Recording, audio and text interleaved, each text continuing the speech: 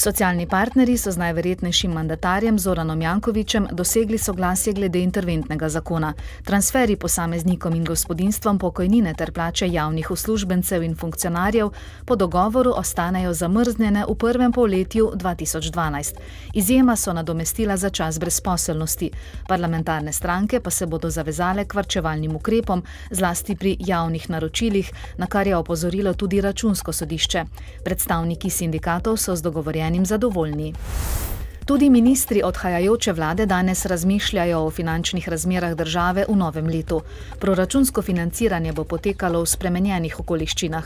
Donos 10-letnih slovenskih državnih obveznic je 11. novembra na sekundarnem trgu namreč presegel psihološko mejo 7%, trenutno pa je nekoliko pod to mejo. Dolgoročno taka cena zadolževanja po mnenju poznavalcev ni vzdržna. Finančno ministrstvo je v luči spremenjenih razmer v skladu s sklepom vlade 6. decembra izvedlo prvo aukcijo 18-mesečnih zakladnih menic, s katerimi se bo servisiral državni dolg v začetku leta 2012. Ministrstvo je sprejelo za skupaj 907 milijonov evrov ponudb. S tem skupna zadolžitev države v letu 2011 znaša dobre 4 milijarde evrov, kar je v okviru maksimalnega dovoljenega obsega zadolževanja, ki znaša dobre 4,3 milijarde evrov. V zimski sezoni se bo na potovanja odpravilo več Slovencev kot lani, a so za oddih predvideli manj denarja. Najbolj priljubljena destinacija ostaja Slovenija, sledita Avstrija in Italija. Na oddih odhajamo zaradi počitka in sprostitve, številni pa bodo potovanja oziroma počitnice izkoristili za šport in rekreacijo. Glede na lansko sezono je med prebivalci Slovenije opazen nižji predviden znesek porabe za potovanje. Ta je lani na osebo v povprečju znašal 567 evrov, tokrat pa 488 evrov.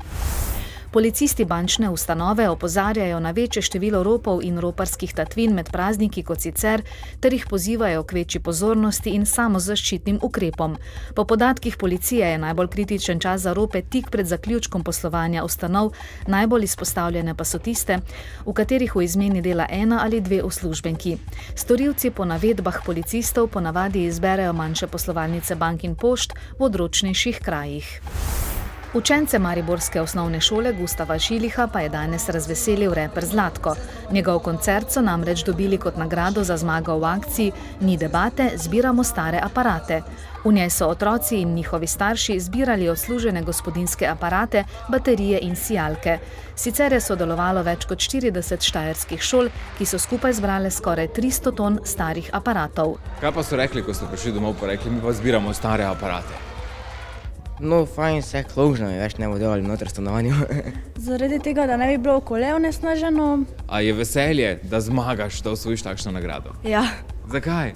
Zato, ker sem vesela, da pride pevec.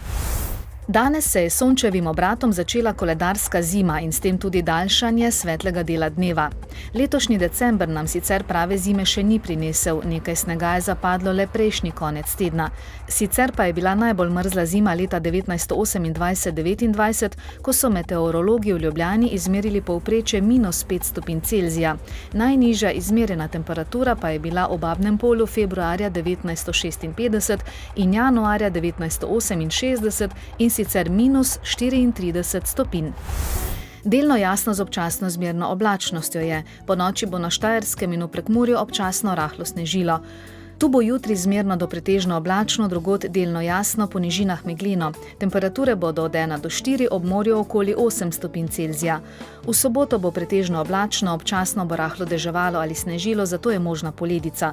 V nedeljo in ponedeljek bo pretežno jasno, le ponekod po nižinah bo sprva še megleno. V dnevniku televizije Maribor pa ne zamudite.